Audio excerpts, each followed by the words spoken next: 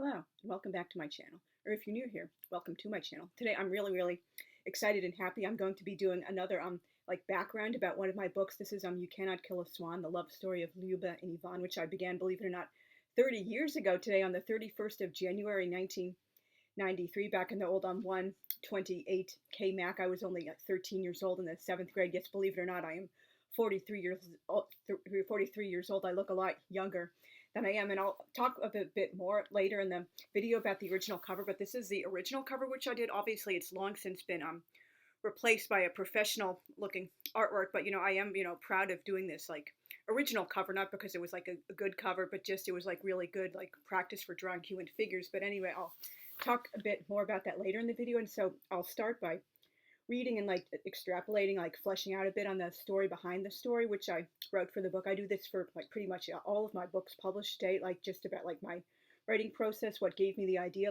things that changed along the way, what I might have done differently, and along with a bunch of additional points in addition to the story behind the story, which I spent the last few days writing up. So anyway, let's just get down with it.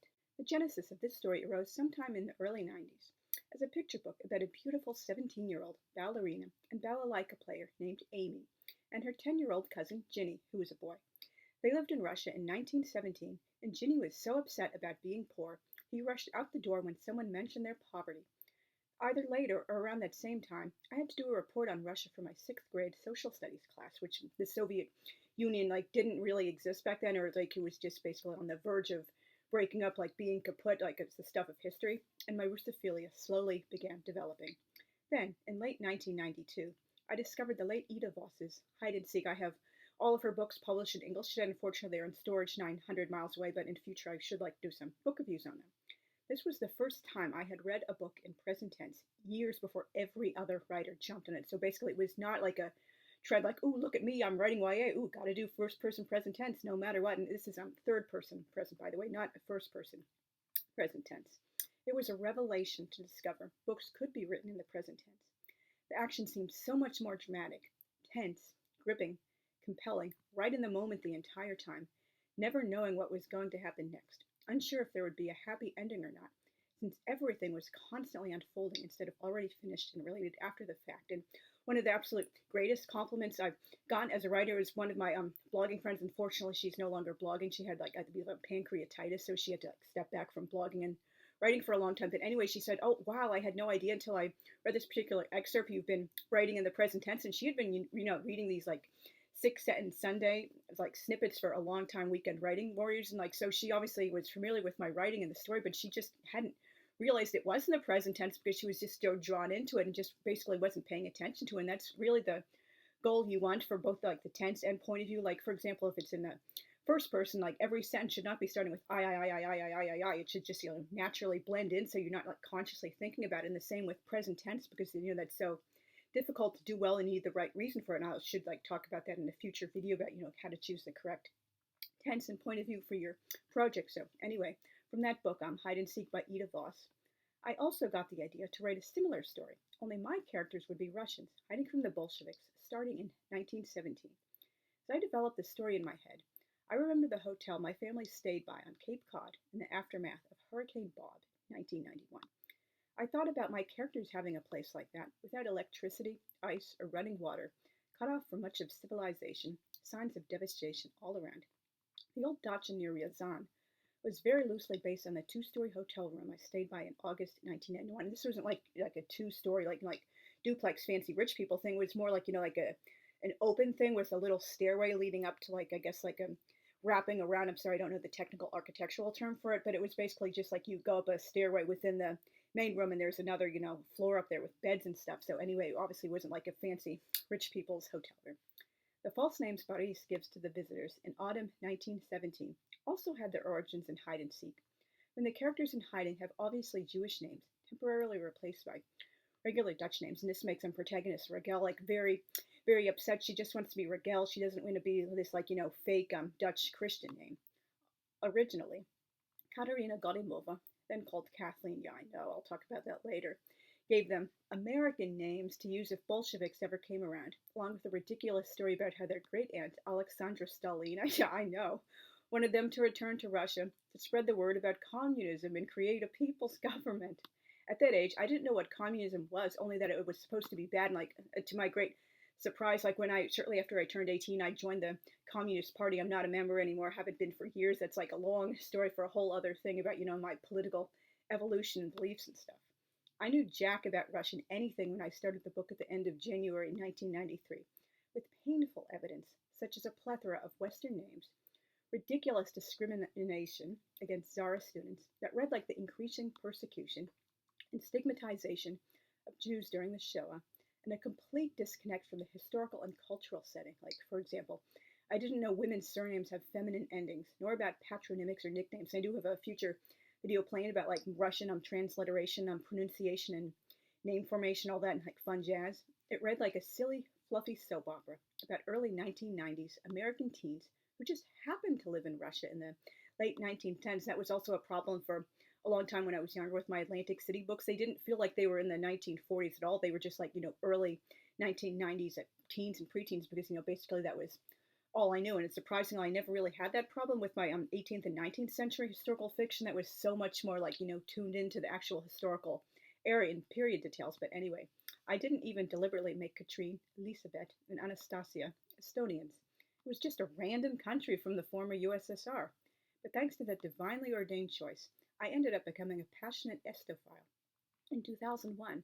So it wasn't really an accident. I absolutely, love Estonian like literature, culture, history, language, like the whole 9 yards. That was just like hashgacha pratit, like divine providence.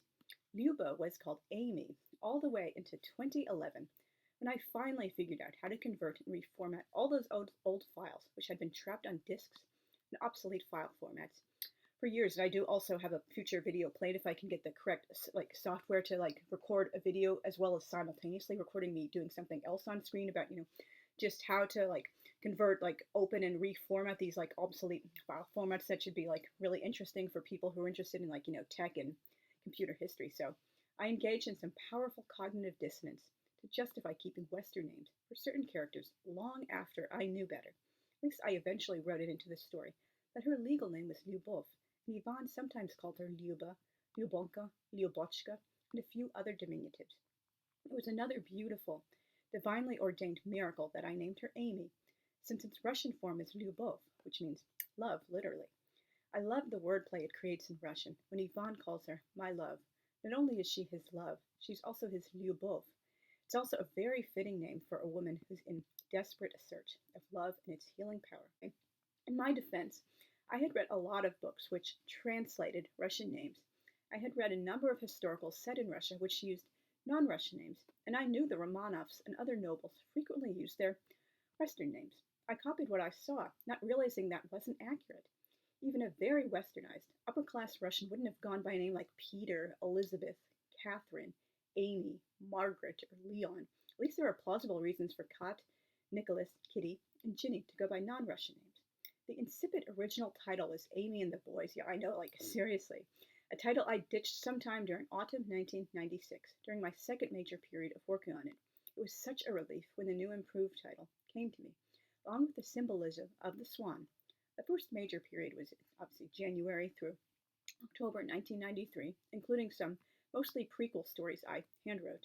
The second was September 1996, circa like June 1997, and the third must have begun sometime in late 1998 and went through to August 2001. Like, I wrote this book on so many computers over the years, and that's also including when I went back and did like a really like big like rewrite and edit of it a decade later. So like I think I wrote it on at least like 4 or 5 different computers and just as many like word processing programs. This was basically like a labor of love unfolding over what was, like a miniature lifetime for me. I couldn't have written chapter 15 any earlier than September 1998, since I learned the croup relief trick from my Spanish professor. In between the 2 periods, I continued writing supplemental stories and edited a printout of the first 7 chapters, the entire story up to that point. And I still have that big old printout with the like handwritten edits and notes like hanging around somewhere in a big like fat folder with I think there's some other stuff in it as well. Over the last 21 years, or at least 21 years as of the date I wrote on the story behind the story, because I did like after that like do a few new additions, not too much change, but I'll go into that a little bit in future in this video. This book has been written, edited, rewritten, revised, and polished. Oh, here it comes, on 6 different computers, all starting with my dear 1984 128 KMAC. So many years later, I still miss that sweet, simple machine. That's one of the dedications to this book, actually, for that computer which I began the story on, so many years ago. A piece of it will always live on in this book, and I do have a future video planned where I will be talking in more detail about like my dedications for all of my books today. And so hopefully you guys will tune in if you're interested in that kind of thing. Going through the first draft, which I went back through and tinkered with multiple times as I got older, starting in 1995, it's obvious there are several distinct writing styles, representing myself as a writer at several different ages. Probably 99% of the original 1993 material was junked or radically rewritten, for good, very, very good reason. But a little bit is still there.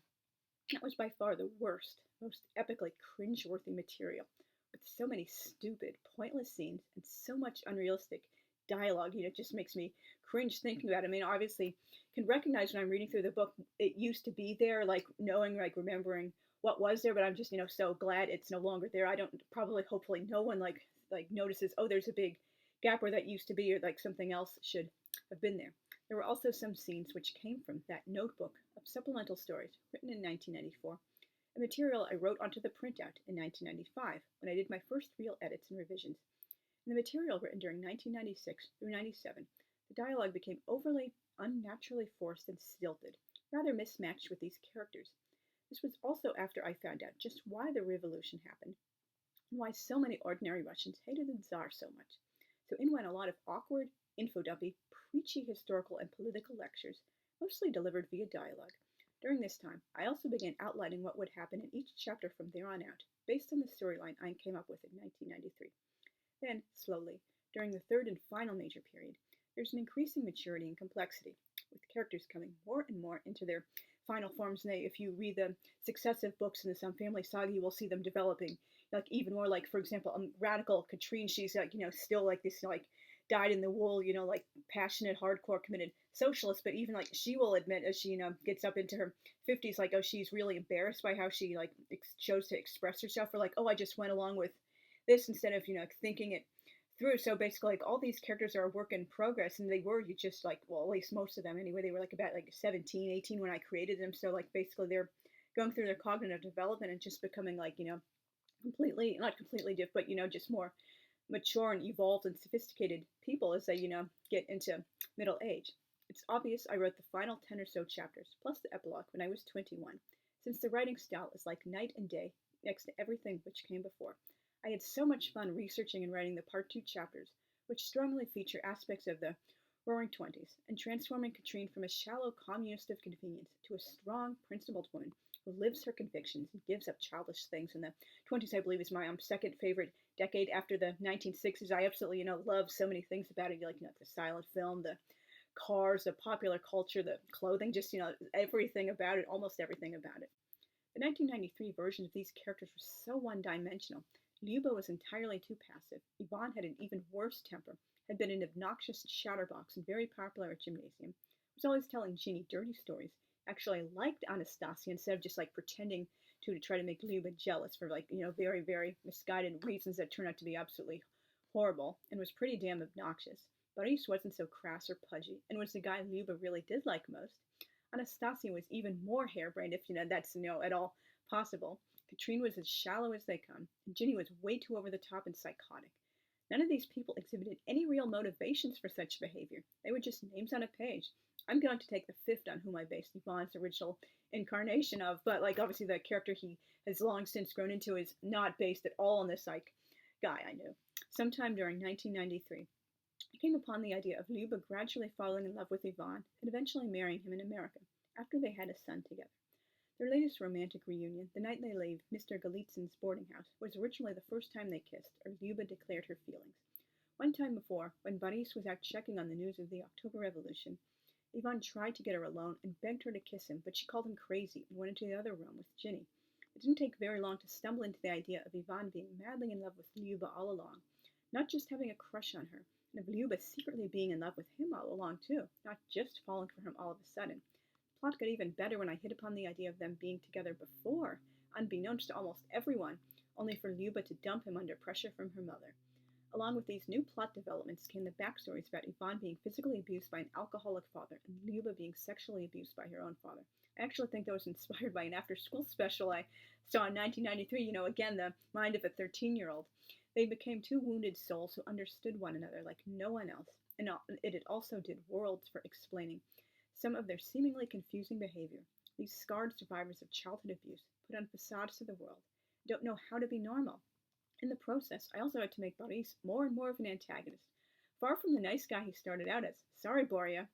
I got the idea for the orphanage girls, one of my absolute favorite things to write about this book and the successive books in this family saga, from the film The Inner Circle, which I discovered in July 1996 and immediately fell in love with. I still consider that my favorite film of all time. It was made in 1991 based on the memoirs of Stalin's film projectionist.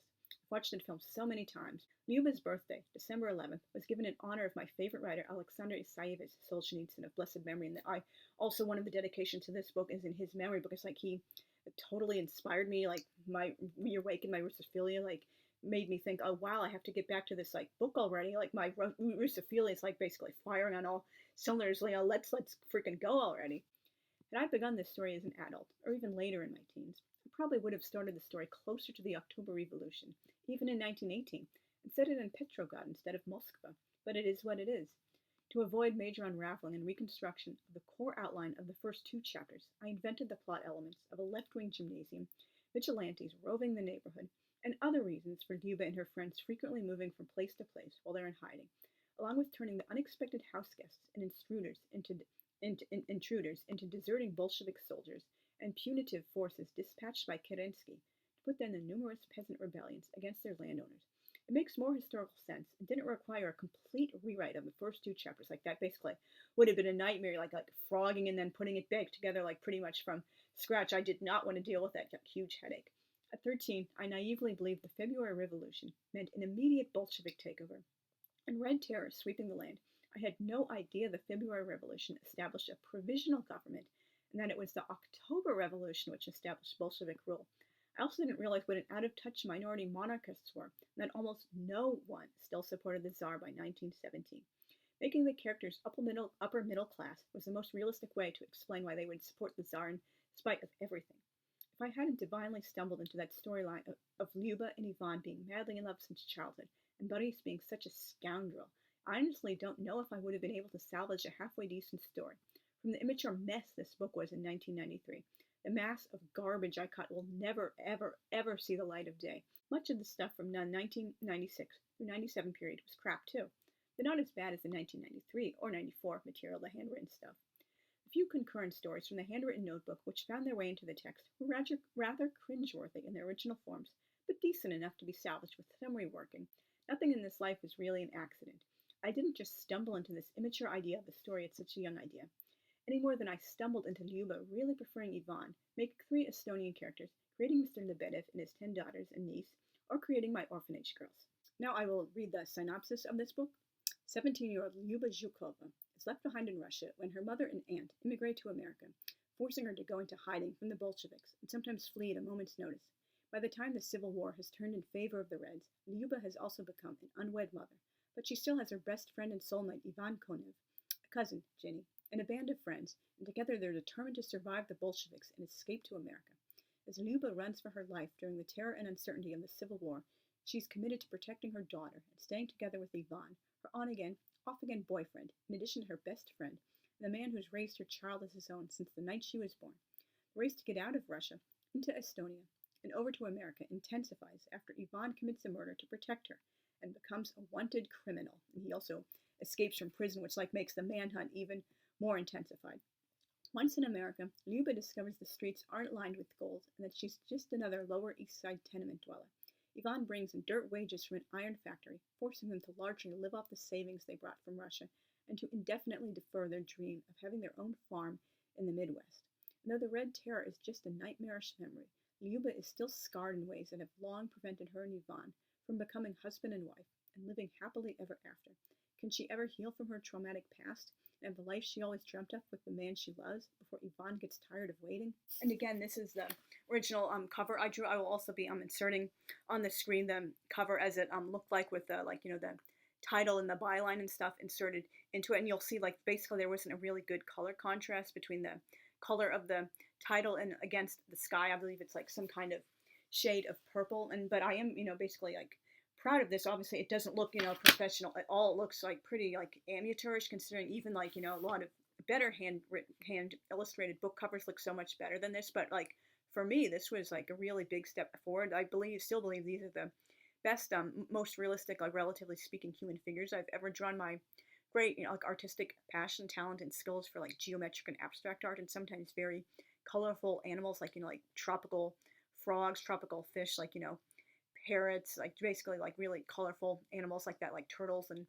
butterflies. And so basically I just basically don't have a lot of experience like drawing human figures, and so this was like a big step forward for me. I guess I'll bring it closer so you can see. And I also had to work on holding hands, and like to give Lyuba looking like she has a bust line. She is, very busty in the book, and has like not she's not fat or anything like that. She's, I guess, kind of like Zoftig. And also I should insert the pictures which I based this on. The Swan I based Yvonne as he looks on Tony Hicks of the Hollies, whom that's also the guy I basically like picture him as, like, with a soft boyish baby face even well into adulthood. And like Lyuba, I've always pictured her, and Yvonne makes this comparison several times throughout the different books as well. She kind of looks like a non-vampy Theda Bara in her natural state. She was like the original vamp of the silent screen. Unfortunately, not many of her films survive. That's like a whole huge tragedy. But again, I am, like really proud of like drawing this. I had a really great time doing this, and at some point in the future I will be doing another video like showing some more of my artwork. And I just like absolutely like had like a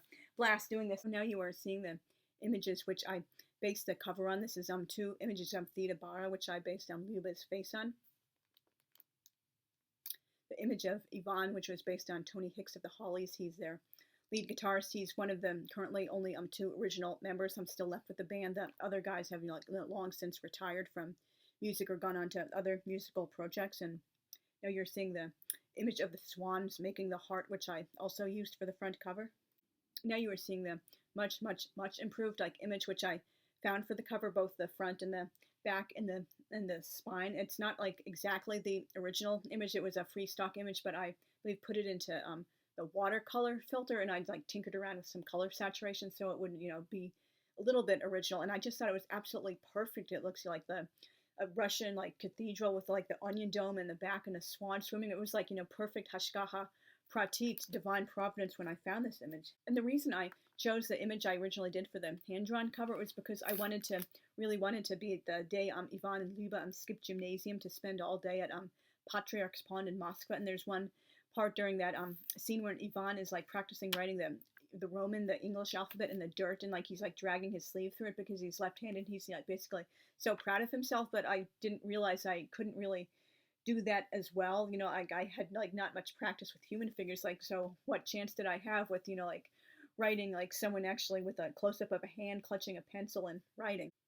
Now to this day there are a couple of scenes which I really wish I had cut. There's a scene when Alexei goes to buy wedding rings for his and his wife Elizabeth's first anniversary that just seems kind of cluttery to me. Like, what does it really add to the book? And there's a scene when the secondary characters Elena and Antonina, they go to like take care of the children during a wedding near the end of the book, one of the last chapters, and they basically talk about like women's rights and how like, Antonina has these plans. She wants to be a single mom by choice, and like they're basically just like flappers and like really like gung-ho about like youth culture and stuff. Like, again, that's interesting character development, but what does it really belong there? It just seems kind of clutter. And there's another scene, I believe it's around page 705. I was just looking at it last night when Katrine and Anastasia are talking about Katrine's wedding plans. She wants Anastasia to like design like the wedding dress and clothes and stuff, and they're also talking about religion. Like, Anastasia's like, how can you not have a religious wedding? You were baptized Orthodox. And Katrine's like, oh yeah, I go to a Unitarian church sometimes, and I never really was into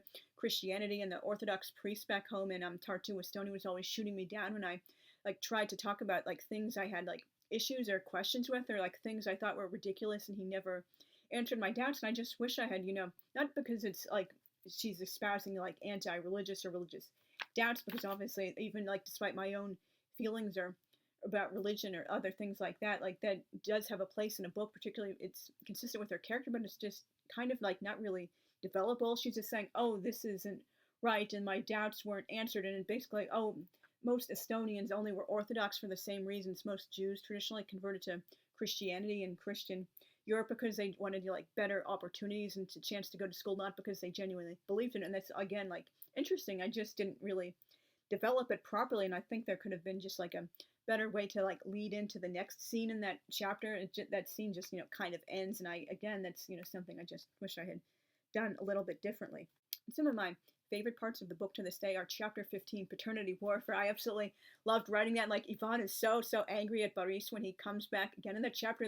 Some of his dialogues are in like bold italics. He's like absolutely lived like, oh, if you had really repented, you would have confessed to a priest in America and done your penance and been waiting there for us. You wouldn't have decided on your own. Repenting was good enough, and like come back into Russia twice now illegally to try to ruin my life and take my little girl, this like child I have been raising on as my own from the moment she was born. He's like basically like jumping down the stairs in one fell swoop and just like beating him up. He's absolutely like so angry, and like I just loved like writing that scene. Yeah, I know I'm not particularly like traditionally feminine in certain ways, so that's more like kind of like a man's man chapter of all this like testosterone just like reaching out, like, oh, I've got to channel my rage somehow. And this I love a good fight scene, and I love the ins and outs of prohibition chapter. That was fun. Again, as I mentioned, I loved writing the 1920s chapters, and then Katrine's bridal shower when she's particularly with all the flapper clothes, and when she's like shooting Anastasia down for like, oh, you're doing this and you're doing that, and these are your beliefs, and like you're putting words in my mouth and all this other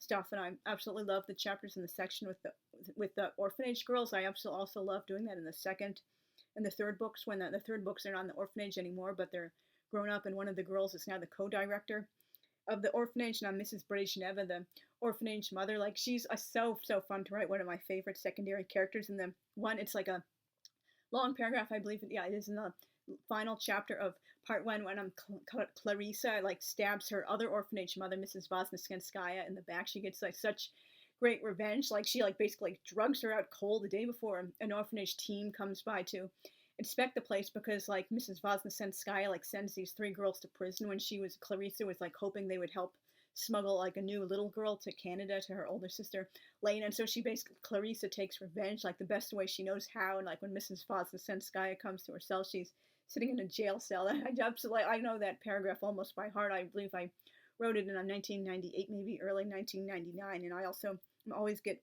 choked up by the scenes where Ivan believes he's like saying a farewell speech to Lyuba, like talking about how the wind will be crying her name and he will always like love her no matter what, and he believes she tried to love him too, and he's basically not listening to her, saying like, I made a horrible mistake, and now I'm finally ready to like face my demons and get right and like go forward with our relationship properly. And I also always get choked up by the scene of Mr. Lebedev reuniting with his youngest daughters, particularly the rootless one Fyodora. It's just like so absolutely like beautiful, particularly the father and child reunion, particularly when he's telling her like, oh, your mother is in a better place now, a place where there's no more suffering, with like golden harps and angels and flowers and like golden water and things like this. And it's just so absolutely beautiful. And like other things, I loved writing and researching the Ellis Island chapter. That was like really fun. The secondary characters I loved were Father Spiridon. Believe it or not, he never had a name in the first draft. He was always only called the priest, and I absolutely love him, and he's continued in all the successive books in this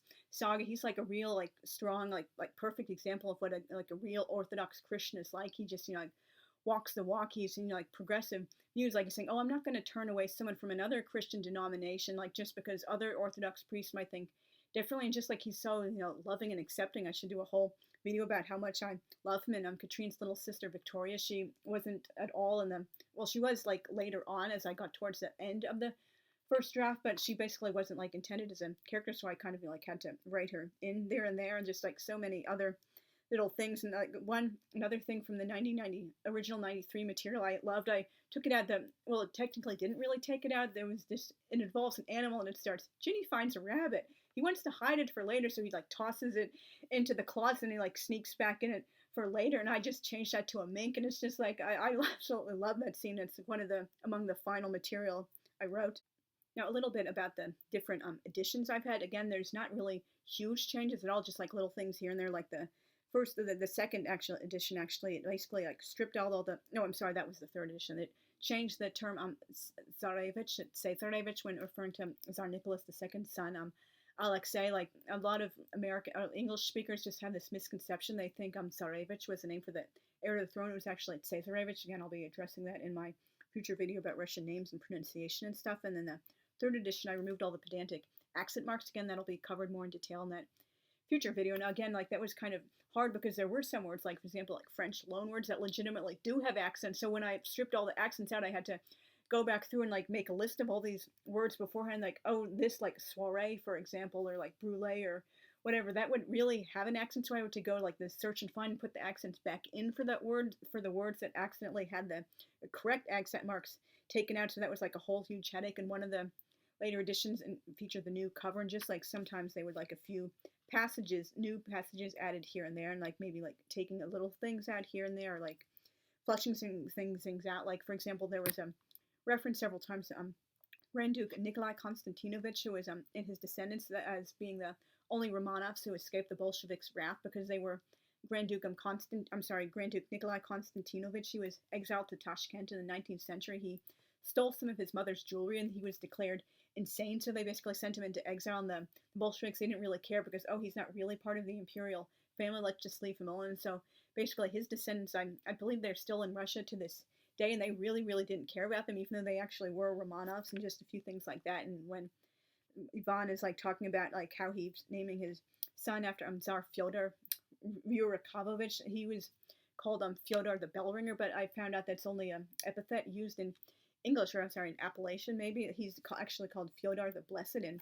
Russian, and just like basically a few little things here and there, and like just new scenes, and like just all not really that much again, but just like things I felt like I should have like elaborated on, or basically a few new additions. Thank you very much for watching. This video is a lot longer than I had intended it to be, and there actually were a number of things in my little notepad that I had been hoping to discuss, but I didn't get through to them, and I guess like it really might not make as much sense to people, or not really feel like relevant, or who cares if you haven't actually read the book. Like for example, talking about how I added in like much bigger like descriptions of the tenement they moved to, and I added in a whole new thing and a chapter about like the Lower East Side boarding house they first stay by, and just like basically lots of things like that. So maybe I shall do like a part 2 video in future talking more about this. I had a near mishap with this notebook. It got soaked with water today when my mouse fell into a glass of water and it like splashed it all over. Thankfully I had some napkins to blot up the moisture from them each page, and like hold them apart and then dry them off with a hairdryer, thankfully. So my little